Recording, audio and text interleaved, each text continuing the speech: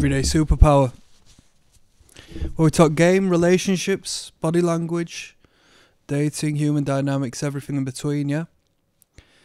Let me give you an insight into my world, yeah? The best knowledge is real experience through the eyes of others, to hear others' stories as opposed to just reading a book and applying general principles to your perspective and understanding.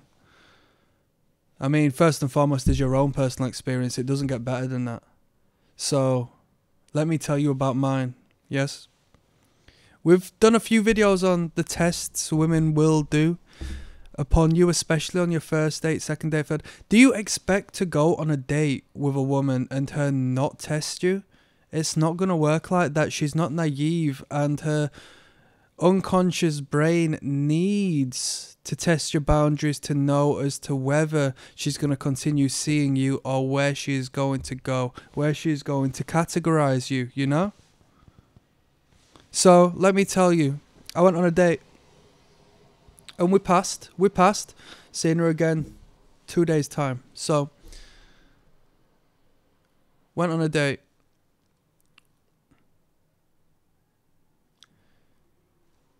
Near the end of the night, sitting down, talking, communicating, I'd have a few to drink, and I did a video on how your understanding and perception of like body language and messages, if anything, get clearer after a drink. You're more direct, more focused, and it doesn't shut down your cognitive availability to perceive these messages. Arguably, you see it clearer, because you are more engaged in the conversation. You put your defenses down, you know, when you are intoxicated. And so you see the message with more clarity. Now, don't get me wrong.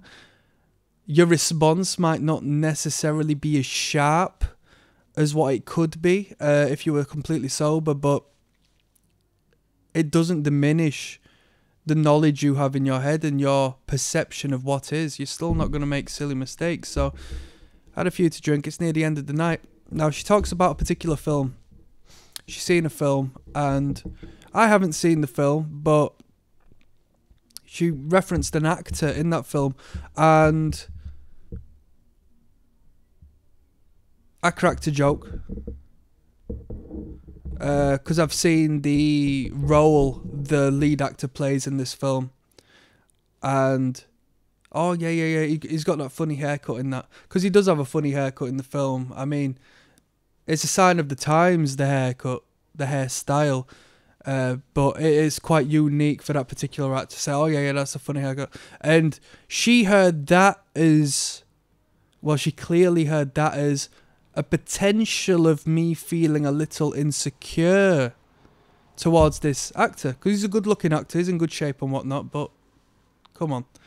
So she heard that as that me sort of making a dig, a passive-aggressive dig towards this actor down to this haircut. But realistically speaking, it was just a different haircut. And I was only saying that to say I'm aware of the film you're speaking of. So this is my only real reference to it, because I've seen it like advertised and marketed on the side of a bus or something.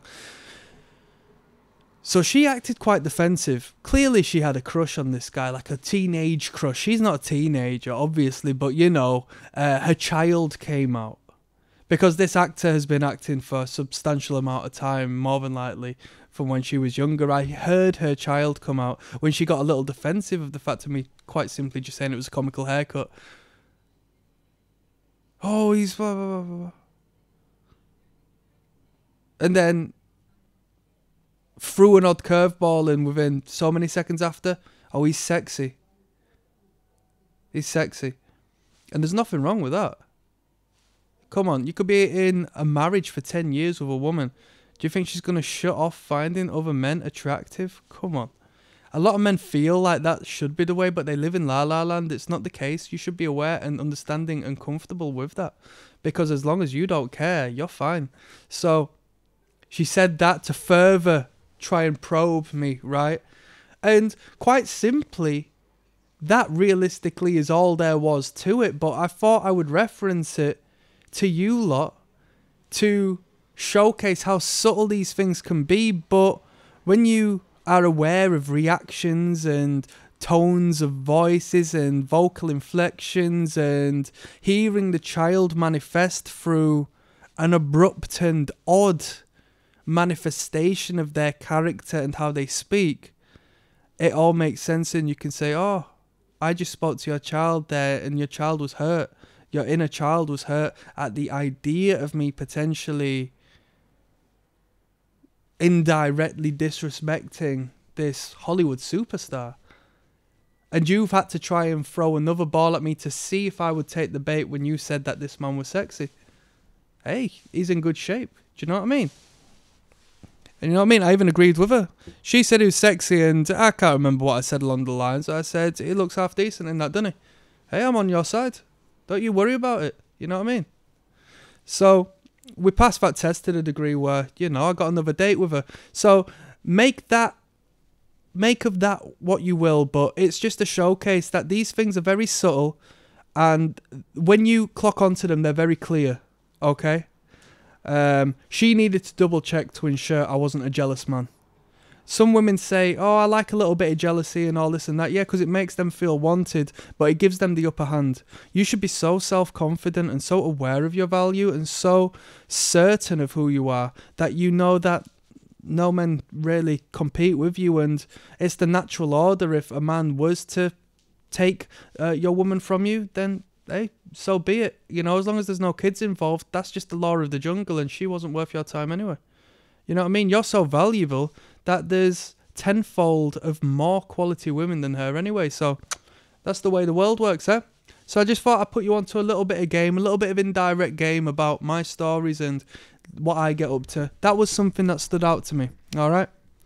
And with that being said, I'm signing out, people. Click like and subscribe. Peace.